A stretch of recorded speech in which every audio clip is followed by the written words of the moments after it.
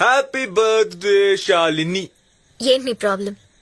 ఎందుకు ఇలా తాగుతున్నా? My life full damage. Raghuvaran failure. ఏమైంది? మా అమ్మ ఒక్కటిచ్చింది పెళ్ళుమని. నా తప్పే లేదు. అమ్మ, నాన్న, ఓ తమ్ముడు ముగ్గురు కలిసి నన్ను వెలేశారు. ఎందుకు ఇలా మాట్లాడుతున్నా? అమ్మ కొట్టింది అంతేగా. అమ్మ లేని వాళ్ళని అడుగు, అమ్మ చెంపదెబ్బలో ఎంత ప్రేమ ఉంటుందో చెప్తారు. Wow, what a dialogue. ఏం చెప్పావు. మా ఇంట్లో నువ్వు ఉంటే తెలిసేది. ప్రతి దానికి కంపారిజన్.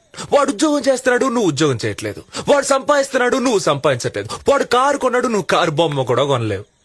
నేను 10th చదివేటప్పుడు వాడు నాకంటే హైట్ గా ఉండేవాడు. దానికి మా నాన్న ఏమన్నాడో తెలుసా?